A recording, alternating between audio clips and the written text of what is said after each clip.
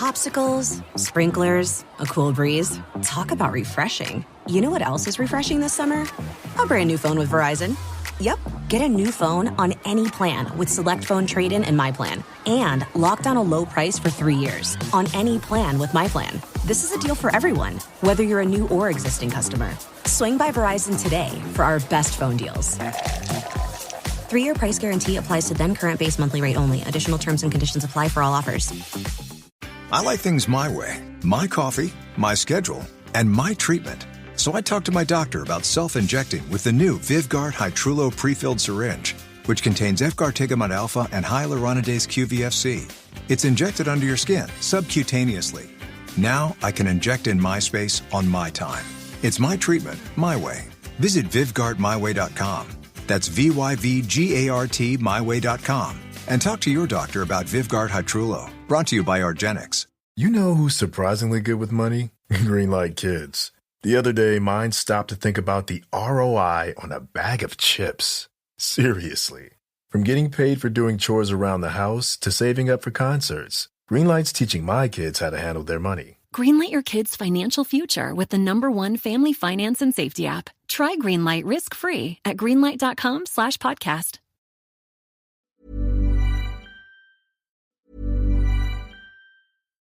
Popsicles, sprinklers, a cool breeze. Talk about refreshing. You know what else is refreshing this summer? A brand new phone with Verizon. Yep, get a new phone on any plan with Select Phone Trade-in and My Plan. And lock down a low price for 3 years on any plan with My Plan. This is a deal for everyone, whether you're a new or existing customer. Swing by Verizon today for our best phone deals. 3-year price guarantee applies to then current base monthly rate only. Additional terms and conditions apply for all offers. For 25 years, Brightview Senior Living Associates have been committed to creating a vibrant culture and delivering exceptional services, making Brightview a great place to work and live. If you're looking for a rewarding opportunity to serve your local community and grow, we want you to join our team. Brightview Senior Living is growing and actively seeking vibrant associates to join our community teams, including directors, healthcare, activities, hospitality, and dining. Apply today at careers.brightviewseniorliving.com. Equal employment opportunities. Text BV Jobs to 97211 to apply.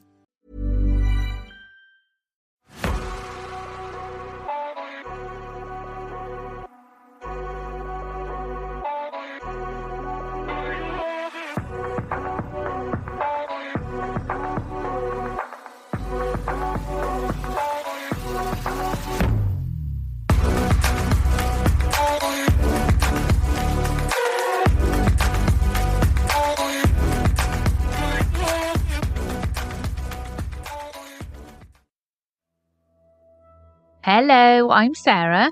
I'm Toby. And welcome to the Whispering Woods Extra as part of Season of the Witch. This episode is all about Harvest rituals. Yeah, I've got some harvest rituals. Some of them in this episode because it's basically something I'm really interested in. You guys are never going to look at a cornfield or a wheat field the same way ever again after I finish this week. We'll get straight into it. Are you ready for the story? Yes, I am.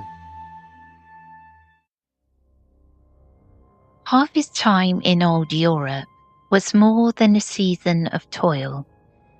It was a threshold between the worldly and the supernatural.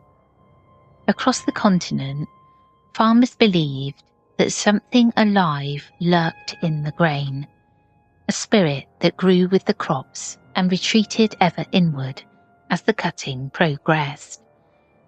Many traditions focused on the moment of the last sheaf, the final bundle of stalks left standing, because that was where the corn spirit made its last stand.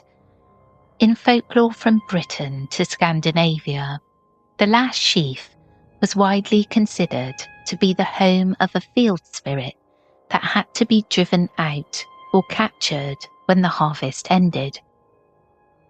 Through 3 interwoven customs, the ritual of the last sheaf and corn spirit, the harvest cry known as the neck, and the dark whispers of harvest sacrifice, our ancestors sought to honour, contain, or even appease that mysterious presence. Each custom reflects the recurring idea that harvest was a spiritually perilous time when the earth demanded a gift in return for its bounty. Picture a hush falling over a golden field at dusk. All the grain has been cut and gathered, except for a small last sheaf left standing amid the stubble. In many rural traditions, no one rushed to reap that final clump of wheat or oats. There was a palpable awe around it. Folklore said the spirit of the corn, the life force of the crop, retreated into the very last sheaf as the harvest went on. To cut down the last refuge was to make the corn spirit homeless, an act that could anger the spirit if not handled properly. For this reason, the final sheaf was often treated with great ceremony rather than chopped up carelessly. One common custom was to spare the last sheaf from immediate threshing and instead fashion it into a figure, giving the hidden spirit a new home for the winter. Farmers in many parts of Europe wove or plaited the last stalks into decorative shapes known as corn dollies. These woven straw figures, sometimes human-like, sometimes abstract, were hung in cottages or barns until the next spring, when they would be ploughed into the first furrow or otherwise returned to the earth, thus releasing the spirit back to the soil for next year's planting. In many regions, the corn dolly took on the identity of an old woman or mother figure. Ethnographers of the 19th century noted that in the Danzig area, today Dansk, Poland, the person who cut the last ears of corn would tie them into a doll called the Corn Mother, or Old Woman, which was carried home on the last wagon. In parts of Germany, like Holstein, the final sheaf was even dressed in women's clothes and honoured as the Corn Mother, then soaked with water, a ritual drenching thought to encourage needed rain. In Styria, Austria, the last sheaf was shaped into a woman by the oldest lady of the village and crowned with a wreath of the finest ears. The effigy was paraded with celebration and then laid in the barn to keep off the mice. The idea that the spirit in the grain could take on a grandmotherly form dates back at least to early medieval times. A 7th century saint's sermon in Flanders scolded villagers, "Do not make little figures of the old woman out of the last sheaf." Even in 20th century Scotland, farmers remembered that after the last corn was cut at Hallowmas, they would fashion a female figure from it called the Carlin, meaning old woman in Scots. Yet the corn spirit was not always kindly imagined as a grandmother. In many places, it was seen as something wild that dwelt in the crops, and when cornered in the last sheaf, it could be dangerous. Across Germany and Slavic Europe, peasants warned that the wolf sits in the last sheaf. No one wanted to be the one to cut that final patch of grain for fear of releasing the corn wolf and drawing its wrath. Reapers would even compete to avoid being the last cutter or binder. In Mecklenburg, every harvester strove not to be left with the last bundle, since the wolf is in it. Similar sayings spoke of a dog lurking in the grain in France. The slower harvester who fell behind was said to have the white bitch after him, and finishing the reaping was called killing the dog of the harvest. Other times the fleeing corn spirit was envisioned as a hare or fox hiding in the last uncut rows. In some regions, a live hare found in the final sheaf was caught and killed, an animal stand-in for the spirit of the field.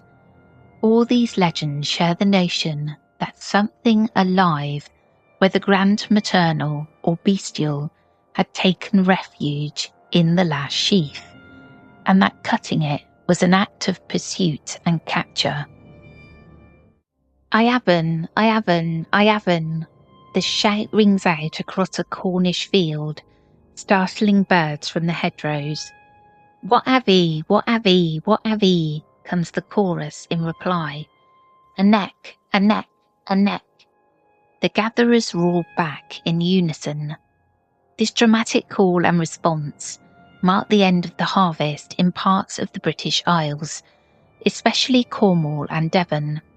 It was known as crying the neck. To an outsider, the scene must have been bewildering and a little eerie. The entire harvesting team gathered in a circle at dusk around the last stalks of corn. The master of ceremonies, often an older farmhand, knowledgeable in the old ways, would stoop and cut the very last patch of grain with a sweep of his scythe. Raising that final sheaf high above his head, he would cry out the ancient words of triumph.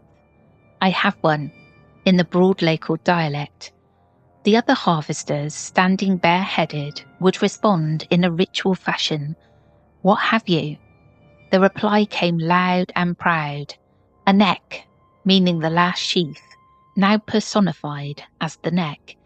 Cheers erupted. Hurrah, hurrah for the neck. Hurrah.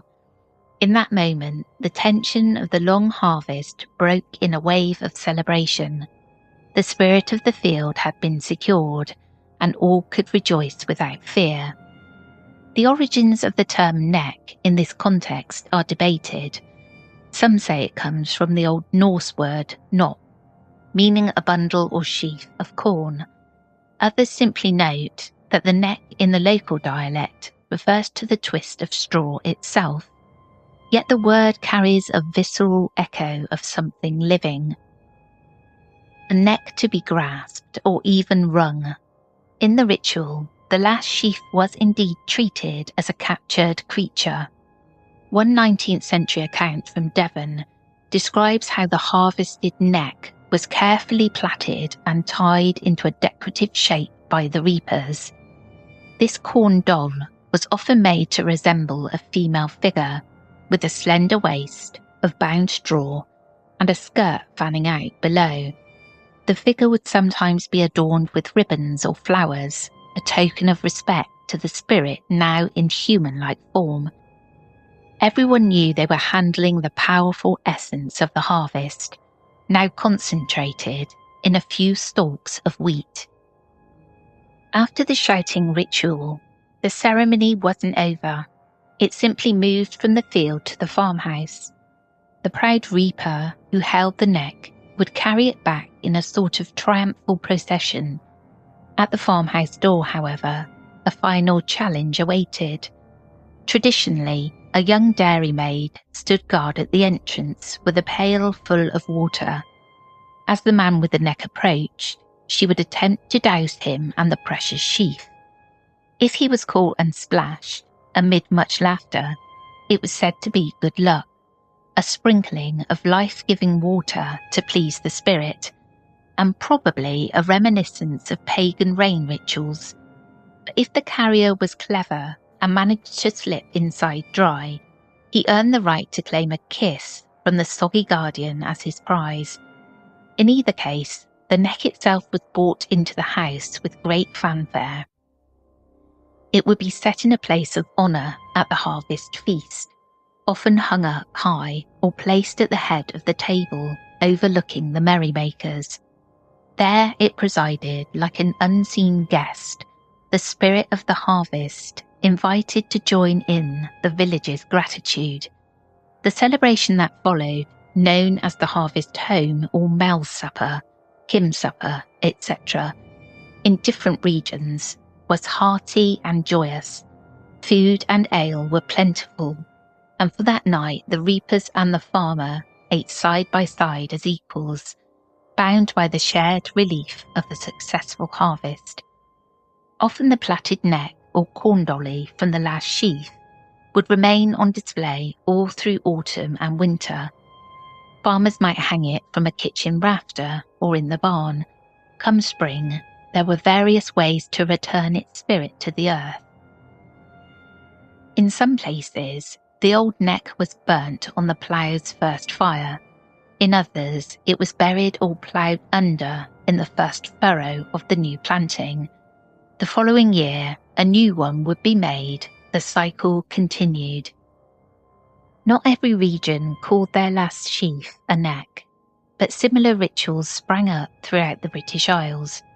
In Wales, the last sheaf was known as the harvest mare, or sometimes the hag, and reapers took turns throwing their sickles from a distance to cut it down, so that no single person bore the onus of taking it.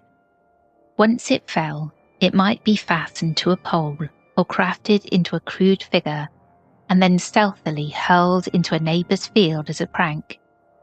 The rival farm would respond in kind, each attempting to pass on the mare, until some unlucky farmer found himself with no one else to foist it upon. In parts of Ireland and Scotland too, the last sheaf could be called the Cailleach hag, or harvest maiden, and traditions of chasing, hiding or drenching it echoed those in England and Wales. All carried the same undertone, a sense of competition. Nobody wanted to be last, mixed with ritual relief at harvest completion, and a dash of paranormal dread turned into communal fun.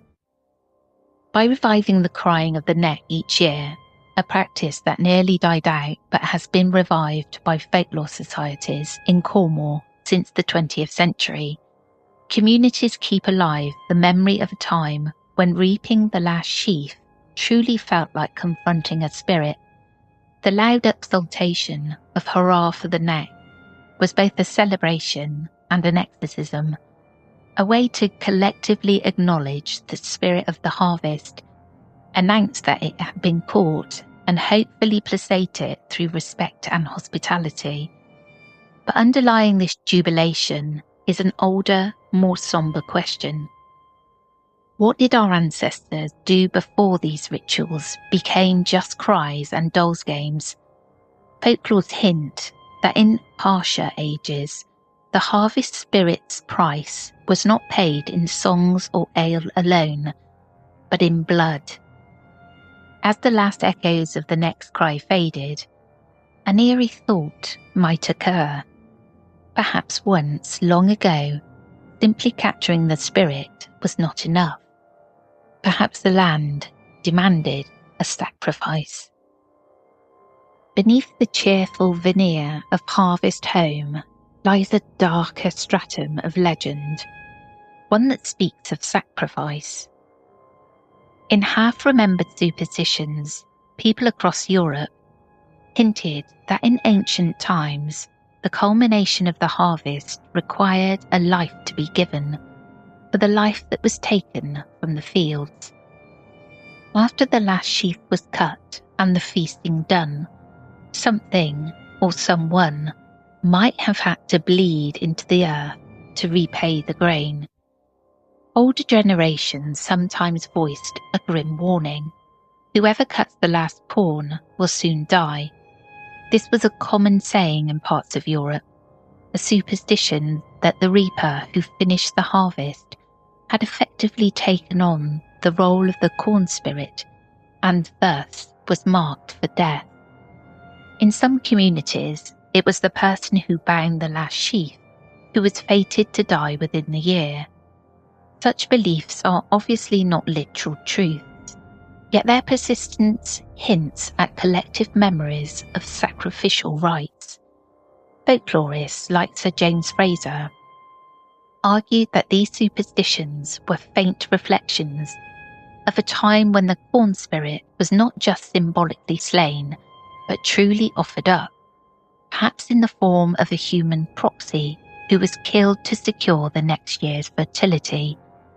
While direct evidence of human sacrifice at harvest in Europe is scarce and much debated, the figure of the Corn King, a young man chosen to represent the spirit of grain, and sacrificed in some pagan rite, became a trope in folklore studies, though it often rests more on conjecture and metaphor, such as the English folk ballad John Barleycorn, in which the grain spirit undergoes a mock execution, than on documented ritual. Still, the unease about being the last harvester speaks to this fearful possibility that once upon a time, the last sheaf cut meant a death to come. More concretely attested are cases of animal sacrifice linked to the end of the harvest. All across Europe, there are hints that when the fields had given their all, farmers offered a token of life back to the earth. One vivid example comes from the Sorbs, Wends of eastern Germany. Well into the 19th century, Sorbian harvesters practiced a ritual known as cock bashing on the final day of reaping. As the last sheaf stood decorated with colourful ribbons to mark the end of the work, a live rooster, symbolically connected to the harvest god of old Slavic religion, was brought to the field. The harvesters would dig a small pit and bury the rooster in it up to its neck, then take turns, blindfolded, for an extra challenge, trying to kill the rooster with a flail. Amid laughter and ritualistic seriousness combined, the rooster was eventually struck and killed. The youth who dealt the death blow was hailed as the Harvest King and given a wreath of oak leaves. A girl was chosen as his queen. The rooster, a sacrificial cock, was then ceremonially cooked and eaten by the harvesters that evening as part of the end of harvest feast. In earlier times, the blood of the bird would have spilled directly onto the field. Sorbian folklore held that the rooster's life force and fertility were thus returned to the soil, an offering to the deity. In Slavic tradition, the thunder god Perun, to whom cockerels were sacred, in thanks for the harvest and as a plea for the land's renewal. Over the years, the practice was tamed. Later versions used a pottery jar symbolically in place of the live bird, or killed the cock more humanely before the playing game, but the core idea remained: blood for the fields. The Sorbian cock sacrifice is dramatic, but not unique. In some parts of Europe, if a wild hare was flushed from the last standing grain, it might be caught and slain as a natural surrogate for the corn spirit. In other areas, harvest folklore recalls the killing of a goat or an ox at harvest end, perhaps an echo of communal feasting on a sacrificed animal. Many of these could simply be practical celebrations, killing a fattened animal to feed the workers at harvest home, later given spiritual interpretation. Yet the recurrence of sacrificial symbols in harvest customs is striking. Even the harmless corn dollies and games often carry a sinister shadow. Recall how the neck and other effigies are sometimes burnt, drowned, or ripped apart after harvest. In parts of Germany, the last sheaf was not kept kindly at all, but was threshed with extra zeal. Farmers would beat it to pieces on the floor, declaring they were killing the corn wolf that lurked inside. In one recorded custom near Magdeburg, after threshing, peasants led a man covered in straw, personifying the corn wolf, in chains around the farmyard, as if capturing and executing the malignant spirit that had now been driven out of the grain. These violent symbolic acts suggest that the old spirit of the fields had to be decisively vanquished at harvest end, not merely invited to the feast. Through legend and rite, you can sense the ancient bargain being enacted. The land gives life, and life must be returned to the land. Harvest time was joyous, yes, but also edged with the knowledge that an era of death was beginning. The crops were dead on the stalk, winter was coming, and the continuity of life now depended on unseen forces of sun, soil and sky. So our ancestors answered this uncertainty with ritual drama. They cast themselves in roles: reaper and corn spirit, queen of the harvest and harvest hag, wolf and hare, sacrifice and celebrant, to give form to the mysteries of nature. In doing so, they ensured that something was given back. If not a living being, then an effigy, a cry, a libation of ale, a sprinkling of water, a token of respect or gratitude. The recurring theme in all these harvest traditions is appeasement and continuity. The fields that fed the village were not inanimate.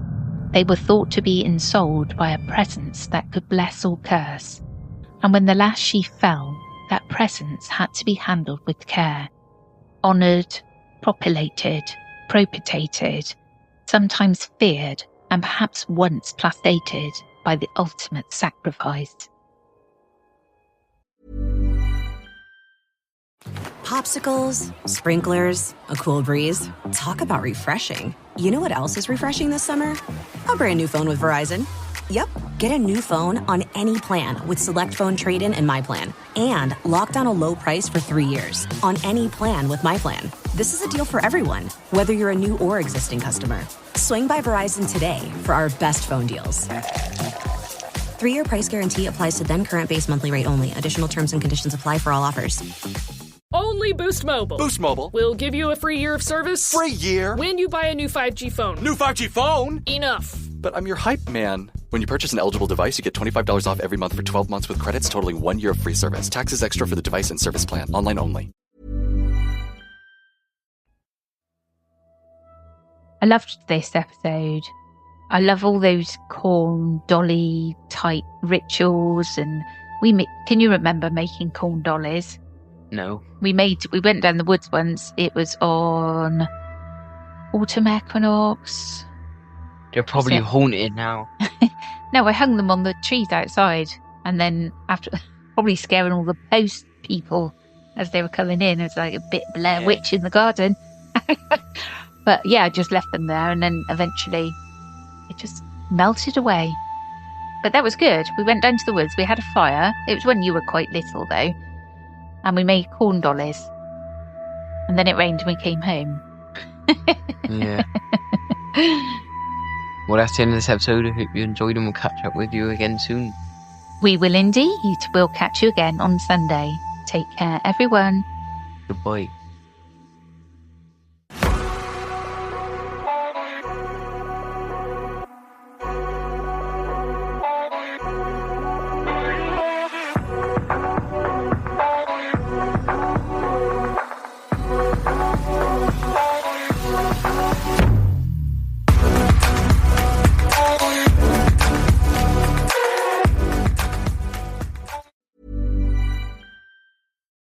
Popsicles, sprinklers, a cool breeze. Talk about refreshing. You know what else is refreshing this summer? A brand new phone with Verizon.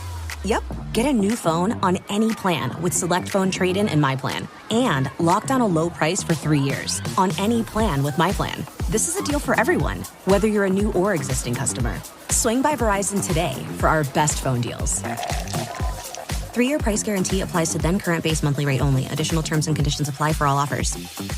Only Boost Mobile. Boost Mobile We'll give you a free year of service. Free year? When you buy a new 5G phone. New 5G phone? Enough. But I'm your hype man. When you purchase an eligible device, you get $25 off every month for 12 months with credits totaling 1 year of free service. Taxes extra for the device and service plan. Online only. Did you know Tide has been upgraded to provide an even better clean in cold water?